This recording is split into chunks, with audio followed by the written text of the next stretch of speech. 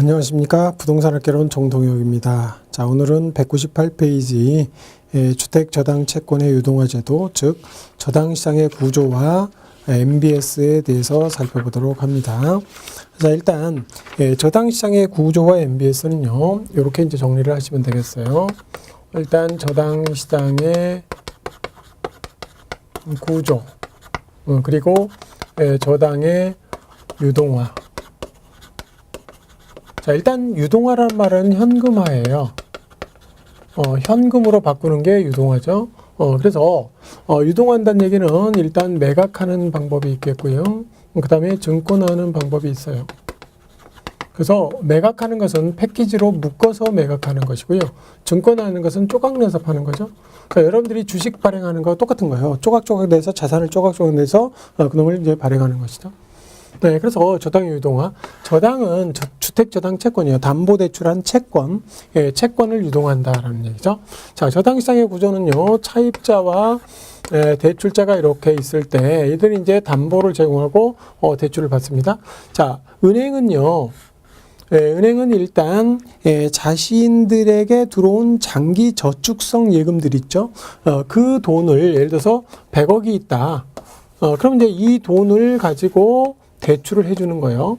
대출을 해주면 이게 이제 저당권이 이렇게 대출이 예를 들어서 1억이 나갔다. 그러면 이제 1억 이렇게 1억이든 5천이든 이렇게 나가는 거죠. 나가게 되면 저당권이 은행이 이렇게 저당권을 가지게 되고요. 그렇게 하고 이제 현금이 나가는 거죠. 이런 시장을 뭐라고 하냐면 이게 이제 주택 자금이 대출이 되는 시장이죠. 이걸 1차 시장이라고 해요. 그래서 1차 시장의 특징은요, 차입자와 대출자가 있고요. 그 다음에 두 번째, 저당이 설정되는 시장이다 또는 저당이 형성된다 이런 표현을 하게 됩니다. 자, 세 번째로는 차입자의 신용이 매우 중시되는 시장이다. 이렇게 이제 정리하시면 되겠죠. 이렇게 세 가지를 꼭 알아두시면 되겠어요. 이게 1차 시장이에요. 자, 그 다음에 은행은 자기들이 이렇게 저당권을 받고요. 그럼 이제 저당권자가 되는 거죠. 이들이 현금을 빌려주잖아요. 그러니까 현금을 다 빌려주면 어떻게 돼요? 현금이 없잖아요. 그럼 더 이상 대출이 못하죠. 그러니까 이제 대출을 못하니까 이놈을 팔아요. 저당권을 패키지로 묶어서 저당권 풀을 매각하게 됩니다. 매각하게 되면 여기서 이제 다시 돈이 들어오겠죠. 그러면 그 돈으로 또 해주는 것인데 누가 사주냐? 한국주택금융공사가 사주는 거죠. 한국주택금융공사가 사준다. 그럼 이제 한국주택금융공사는 저당권을 이렇게 가지게 되고요. 이렇게 자금을 공급해 주는 거죠. 그래서 이렇게 되는데요. 이 한국주택금융공사는요, 다 사줄 수가 없어요. 돈이 한정이 되어 있기 때문에. 그러니까 어떻게 하냐. 이것을 다시 조각내서 팝니다. 조각내서 파는데요. 누구한테 파느냐? 투자자들한테 파는 거예요. 그래서 이 투자자들은요, 일반 투자자가 있고요. 은행, 보험사, 연기금, 연기금, 이런 것들이 있겠죠. 그래서 얘네들한테 이제 팔면 MBS를 발행을 해서 팔면 여기서 돈이 들어오겠죠. 그래서 이제 한 조각씩 파는 거죠. 이게 바로 MBS입니다. 그래서 MBS는 종류가 4가지가 있습니다. MBB가 있고요. 그다음에 MPTS가 있고요. 그다음에 MPTB가 있고요. 그 다음에 CMO가 있습니다. 이렇게 4가지로 이렇게 나눠지죠. 자, 어쨌든 여기서부터 여기까지를 무슨 시장이라고 그러냐? 이걸 2차 시장이라고 얘기를 한다는 거죠. 그리고 2차 시장은요, 주택 자금이 공급되는 시장이다 이렇게 얘기를 합니다. 자, 여기서 포인트 요거 있죠. 2가지. 예를 들어서 1차 금융시장은 자금을 공급하는 시장이다. X. 1차 시장은 대출 시장이지 공급 시장이 아니죠. 2차 시장이 공급 시장이다 라는 것이죠. 꼭 기억을 했어요. 이것도 아주 간단한 것인데 틀릴 수 있어요. 자, 누구 있어요? 대출자부터 시작해서 대출자, 한국주택금융공사, 투자자 이렇게 세 기관이 있죠. 자, 그 다음에 여기서는 저당이 형성 또는 설정된다 이런 표현을 하죠. 형성 또는 설정된다 또는 담보대출이 일어난다 이렇게 얘기합니다. 근데 여기서 1차 시장에서 형성된 저당이 유동화되는 시장이다라는 거죠. 유동화는 이렇게 매각이나 증권화, 사고 팔리기도 하고 증권화되기도 하고 그렇다 이런 얘기죠. 자, 그 다음에 여기서 증권화될 때는 차입자의 신용이 중시되지 않습니다. 꼭 기억을 해주세요. 왜 차입자 신용이 중시되지 않는다. 여기서는 차입자 신용을 되게 따지겠죠. 그래서 보금자리론 대출 기준이 뚜루루 있어요. 그 기준에 맞게 빌려주는 것은 전부 사줍니다. 그렇기 때문에 차입자 신용이 여기서는 중시되지만 여기서는 중시되지 않는 이유가 여기서 이제 한번 걸러줬죠. 그리고 여기서는 쪼각내서 파는 거예요. 여기는 1억짜리, 2억짜리 이런 거에 저당권이지만 그놈을 다시 쪼각내서 100만 원, 200만 원짜리 쪼개기 때문에 여기서는 누구 건지를 몰라요. 그러니까 신용이 중시되지 않을 수밖에 없죠. 자, 그 다음에 이제 MBS는 어떻게 되냐? MBS 발행을 하는데요. 이때 이제 MBS를 발행을 하는데 우리가 이제 보통 주택 담보로 해서 대출을 받을 때 증권 대출 한 게 있고요. 그 다음에 주택을 담보로 했다는 얘기는 맥트 또는 베이스돼 있다는 얘기예요. 그때 발행되는 증서가 시큐리티스라고 얘기를 합니다. 증서가 뭘 담보로 해서 돈을 빌릴 때 발행하는 증서를 무슨 backed securities 이렇게 얘기를 합니다. 그런데 이때 주택을 담보로 하지 않고요. 주택저당 채권, 돈 받을 수 있는 권리죠. 주택저당 채권을 모기지라고 그러는데요. 모기지를 담보로 했다 그래서 MBS. 만약에 자산을 담보로 했다 그러면 ABS라고 얘기를 합니다. 그러니까 자산을 내가 다른 돈 받을 수 있는 권리 이런 것들을 담보로 해서 돈을 빌릴 때 발행하는 증서 ABS 또는 MBS 이렇게 얘기를 하겠죠. 그래서 주택 대신에 모기지나 자산을 담보로 해서 돈을 빌릴 수 있다. 이렇게 이제 할 때 그때 이제 주택저당 채권을 담보로 해서 돈을 빌릴 때 발행하는 증서가 MBS고요. 여기는 이제 MBB 기본형이 MBB가 있고요. 그 다음에 MPTS가 있습니다. 자, 여기 끝에 자가 B로 끝나는 놈은 본드라 그래서요. 채권형이라고 그럽니다. 채권형. 그리고 끝에 자가 S로 끝나는 놈은 지분형이라고 얘기합니다. 시큐리티스. 그래서 지분형은 아까 지분금융시 발행하는 거죠. 그러니까 이것은 얘가 얘한테 돈을 빌려주는 게 아니라 여기는 지분 투자라는 거죠. 그래서 너 저당권이 이만큼 있어? 그 저당권 나한테 하나 팔아? 이런 얘기죠. 그래서 저당권을 난짝 들고 오는 게 모기지를 들고 오는 게 바로 지분형 MBS고요.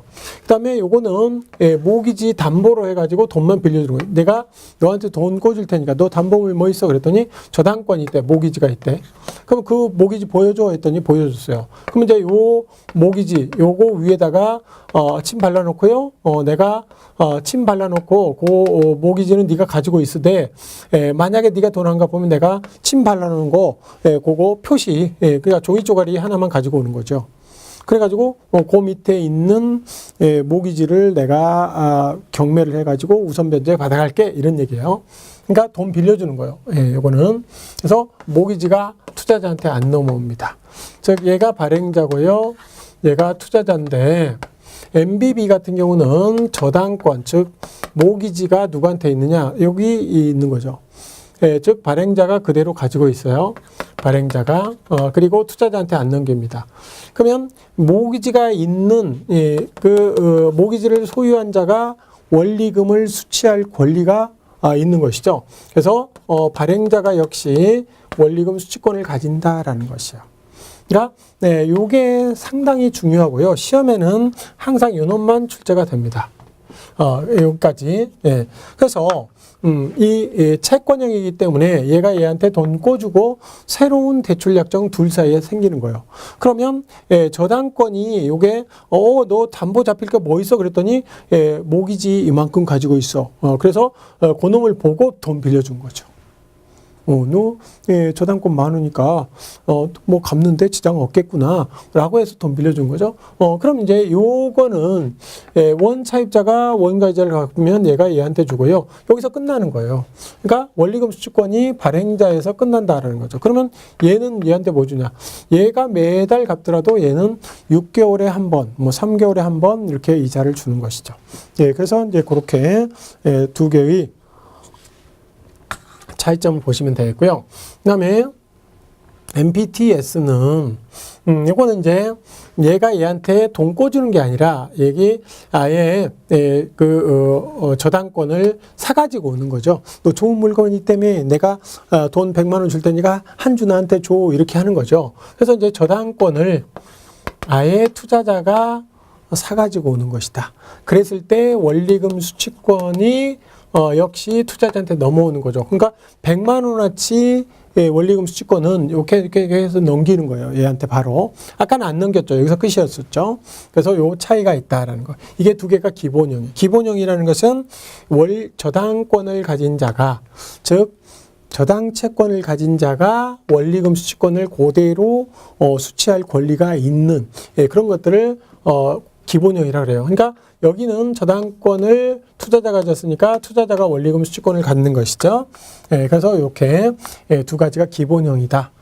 그럼 이제 요거 두 가지만 가지고는 너무 상품이 다양하지 못하고 단조로워. 그래서 어떻게 하냐? 두 개를 혼합했어요. 그래서 만든 것이 MPTB입니다. 요놈하고 쌍둥이가 CMO가 되겠고요. 그래서 이렇게 됐는데 이놈도 역시 B죠. B니까 혼합형이라고는 하지만 이름이 채권이에요. 그래서 채권형이라고도 시험 문제에 나온 적이 있었어요. 다른 물론 시험 문제지만 그래서 이제 이렇게 되는 것이죠. 저당권이 그러면 채권이기 때문에 뭐예요? 얘가 돈 꿔주는 거죠. 그러니까 이 모기지에 대한 소유권이 얘에 안 넘어요. 그러니까 저당권이 누구한테 있어요? 발행자한테 있죠. 그러니까 요 성질을 받은 거예요. 대신 두 개를 믹스했으니까 반 성질은 이쪽에서 받아야 되겠죠. 그러니까 원리금 수취권만 저당권은 네가 가지고 있지만 원리금 수취권은 여기서 갚으면 바로 이리 넘기는 거죠. 그래서 투자자한테 넘기는 이렇게 해가지고 얘가 이제 상당히 이 우리나라에서는 CMO가 주로 발행을 요게 이제 주로 많이 발행을 대부분 했습니다. 요게. 그래서 알아두시고요. 우리나라에서는 이거하고 이거 두 가지가 주 발행이 되고 있고요. 그 정도 보시면 되겠어요. 이것도 12월 달에 한 번 딱 발행한 적이 있어요. 작년 12월에. 근데 이거는 예비적으로 했기 때문에 이거는 아직은 발행이 되고 있지 않다. 이렇게 이해를 하셔도 되겠어요. 그러나 한 번 발행된 적은 있다는 거죠. 근데 주로 이거하고 이것이 많이 발행되고 있고요. 따라서 우리나라에서는 MBS 그러면 채권이라고 얘기를 합니다. 채권. 그래서 부채금융 할 때 ABS, MBS 할 때 채권으로 설명을 한 이유가 거기에 있어요. 자, 그 다음에 여기서 이제 이런 것들은 초과담보가 필요합니다. 채권은 초과담보가 필요하다.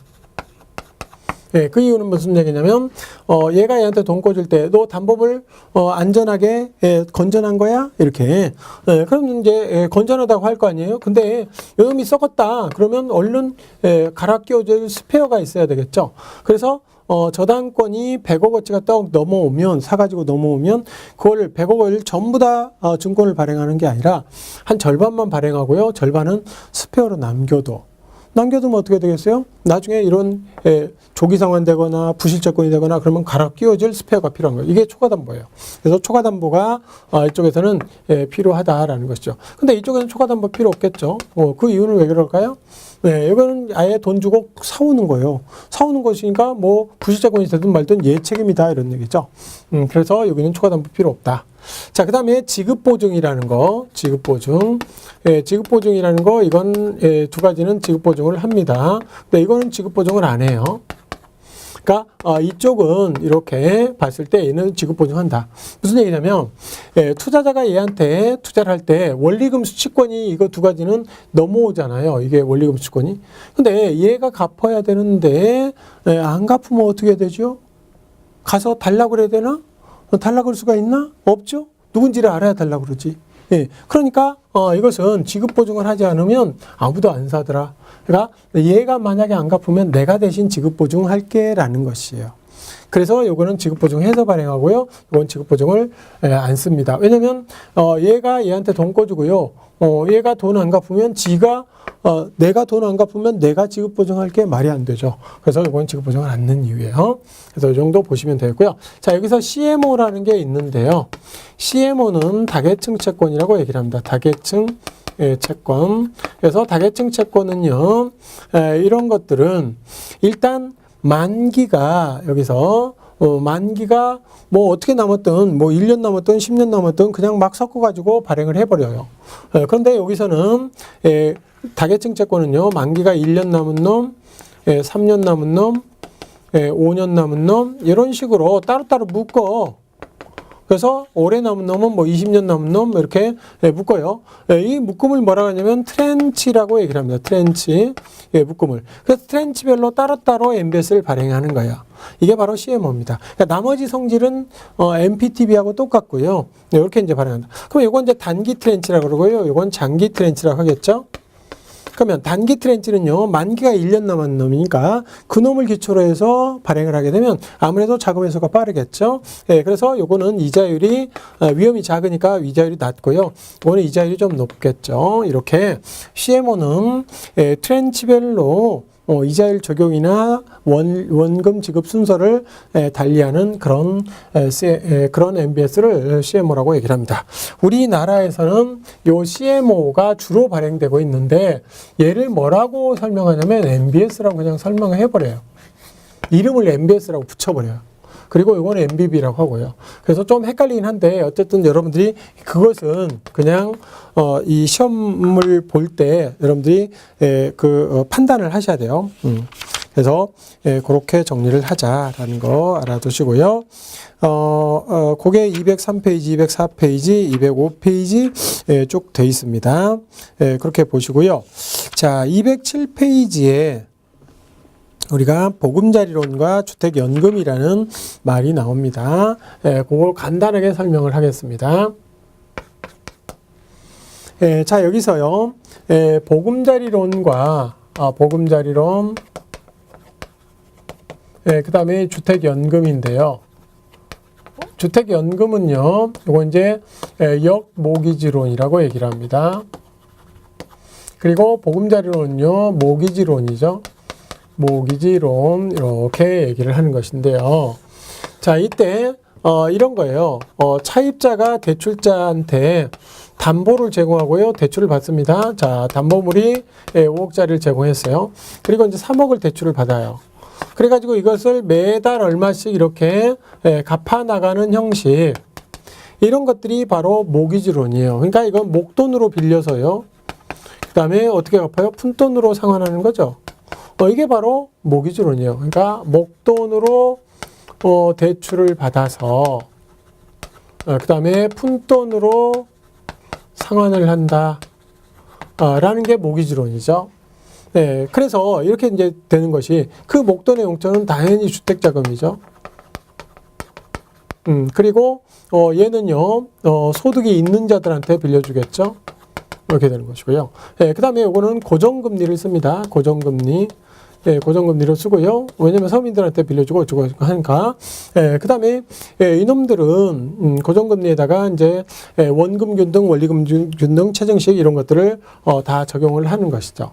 자, 그럼 역모기지론은 뭐냐? 주택을 담보로 해서 연금식으로 대출을 받는 거예요.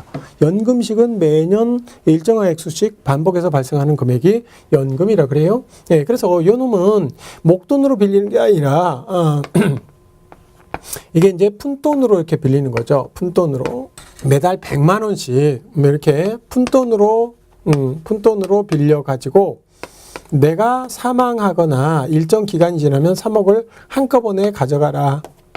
목돈으로 상환하는 거죠. 그러니까 요 놈은 푼돈으로 대출을 받아서 그래서 목돈으로 상환을 해가라 라는 것이죠. 이때 이 푼돈의 용처는 생활자금이죠. 생활자금, 노년들의 생활자금, 그러니까 소득이 없는 사람들이죠. 이 사람들한테 빌려줘요. 노년층들한테. 이것은 나중에 계산할 때 변동금리로 계산을 합니다. 그리고 이제 고정금리, 변동금리 좀 차이가 있어요. 예, 이런 거 알아두시고요. 그러니까 요거의 반대라 그래서 요거하고 요거 두 개가 서로 반대죠. 그래서 영목이지라고 얘기를 합니다. 그래서 연금식 대출, 이거는 이제 이 한목의 대출을 받는 것이다. 이런 얘기죠. 그래서 이렇게 되어 있어요. 207페이지에 보시면 되고요. 그게 이제 이런 것들은 사실 계속해서 바뀝니다. 자꾸 그 내용들이 바뀌기 때문에 이런 것들은 좀 보시고요. 208페이지 보시면 우대 방식이 있는데요. 이게 또 그 동그라미 6번 있죠. 거기에 두 번째 줄에 월 지급금이 종신 방식보다 15% 더 우대받다. 옛날에 그랬어요. 그러니까 요게 올해 그 기준이 조금 바뀌었어요. 그래서 17%로 좀 고쳐주세요. 그러니까 15%를 6번에 15% 우대금리가 17%로 바뀌었다 이런 얘기죠. 예, 그건 이제 좀 고쳐주시면 되겠어요. 이건 자꾸 바뀌니까 어떻게 우리가 그것까지 전부 다 신경 쓸 필요는 없어요. 예, 그 정도 보시면 되겠죠. 예, 그래서 그까지 보시고요. 그 다음에 이제 뒤로 쭉 넘어가서 시험 문제 나오는 부분만 하고 하겠습니다. 214페이지. 부동산 투자회사예요. 자, 부동산 투자회사는 리츠라고 얘기를 하겠죠. 리츠의 개념은 뭐냐? 리츠의 개념은요, 소액 투자자들로 하여금 소액 투자자들이 있어요. 1,000만 원짜리 1,000만 원을 가진 소액 투자자가 있다. 그러면 이들이 부동산에 투자할 수 있는 기회가 없죠. 1,000만 원 가지고는. 그래서 리츠라는 부동산 투자회사에 주식을 사는 거죠. 예, 그래서 이런 사람들이 10,000명이 모였다. 그럼 이제 리츠의 자본금이 1,000억이 되는 거죠. 그럼 이제 요 1,000억을 가지고 부동산에 투자할 수 있는 것이죠. 부동산에 투자해서 여기서 수익이 나오면 배당하는 이런 형식이 부동산 투자회사의 개념이 되겠어요. 자, 그 다음에 이놈들은 이제 종류가 어떤 것들이 있느냐? 종류를 보시면요. 종류가 일반 리츠가 있고요. 일반 리츠. 그리고 일반 리츠가 있고, 일반 리츠는 또 자기관리 리츠가 있고요. 그 다음에 위탁관리 리츠가 있죠. 그리고 이제 여기 기업 구조조정 리츠가 있어요. 네, CR 리츠라고 보통 얘기를 하죠. CR 리츠. 이렇게 이제 정리를 하시면 되겠고요. 자, 여기에서 자기관리 리츠는요, 실체가 있는 실체형 리츠라고 얘기를 합니다. 그 다음에 위탁관리 리츠는요, 명목형 리츠죠. 명목형 리츠라고 얘기를 하고요. 이 명목형 리츠는요, 네, 명목형, 그러니까 페이퍼 컴퍼니죠. 그러니까 이거는 두 가지로 설명을 합니다. 하나는 상근 임직원이 명목형이니까 페이퍼 컴퍼니니까 상근 임직원이 없다라는 것이죠. 또 하나는 본점 외에 지점을 둘 수 없다라는 것이에요. 이거 이제 꼭 기억을 해두시고요. 그리고 실체형 같은 경우는 이거는 자산을 자기가 관리합니다. 근데 명목형 리츠 같은 경우는 요거는 위탁 관리를 해야 되겠죠. 위탁 관리를 어디다 위탁하냐? 자산 관리 회사한테 위탁을 합니다. 그래서 이것도 참고로 알아두시고요. 그 다음에 이 기업 구조적 리츠는요, 이것은 한시적이에요. 한시적이다.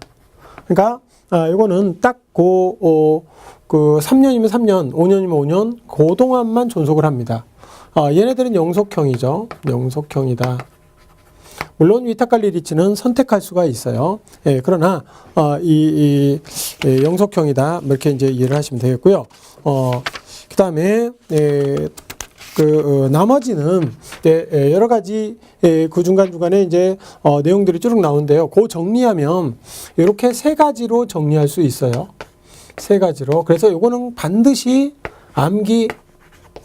빡빡빡 암기하시면 되겠어요. 예, 자, 첫 번째는 뭐냐면 자기 위탁 CR 리츠 세 가지로 나누는데요. 이때 이제 자기 관리 리츠 자본금의 종류가 설립 자본금과 최소 자본금 두 가지가 있습니다. 이건 반드시 암기하셔야 돼요. 이건 모르면 이건 무조건 여기서 한 문제 나오거든요. 무조건 한 문제 나오는데 이거 모르면 꽝입니다. 자, 설립자본금은요. 이게 5억이고요. 70억. 70억. 이거는 3억이고요. 50억. 이것도 3억이고 50억 이렇게 돼 있습니다. 세 개니까 이렇게 이제 5억 70억 3억 50억 이렇게. 그래서 암기하실 때는 57 35 35 이렇게 암기하세요. 57 35 35. 예. 그래서 자기관리, 위탁관리, CR리치 되어 있고요. 그다음에 요게 이제 주식 공모가 있습니다. 일반의 주식 공모 하느냐 안 하느냐 그런 거예요. 요거는 30% 이상을 공모해야 돼. 이것도 30% 이상을 공모해야 돼. 이거는 3호 해도 됩니다. 3호. 사적으로 모집해도 된다 이런 얘기죠. 3호. 그러니까 공모를 꼭 안 해도 되는 거예요. 그래서 30 30 35 이렇게 암기를 하세요. 꼭. 자, 그 다음에 이거는 1인당 주식 보유 한도입니다. 1인당 주식 보유 한도, 또 무조건 암기. 예, 이건 이제 30% 이내, 이건 40% 이내, 이거는 없습니다. 한도가 없다. 그래서 이거는 3, 4, 무 이렇게 암기하시면 돼요. 3, 4, 무 없을 무자입니다. 예, 3, 4, 무. 자, 한번 해볼까요? 5, 7, 3, 5, 3, 5, 30, 30, 3, 5, 3, 4, 무. 이건 무조건 암기. 다른 것보다 이거는 무조건 암기하셔야 돼요. 이거하고 이거 딱 두 가지가 시험지에 출제가 됩니다. 여기서. 그래서 이런 것도 꼭 알아두시고요. 물론 이제 위탁관리 리츠나 위탁한다, 실체형 자기관리를 한다, 뭐 한시적이다 이런 것도 문제 나올 수도 있어요. 그 외에도 뭐 나올 수도 있는데 한 95% 이상이 여기서 이제 출제가 됩니다. 그래서 기출문제나 이런 거 보시면 거의 이것만 알면 리츠는 거의 그 문제를 풀어냅니다. 그래서 무조건 저거는 암기를 하셔야 된다. 여기까지 정리를 하겠습니다. 자, 그래서 여기까지 보시고요. 다음 시간에는 이제 개발론부터 가도록 하겠습니다. 자, 오늘 수고 많이 하셨습니다. 감사합니다.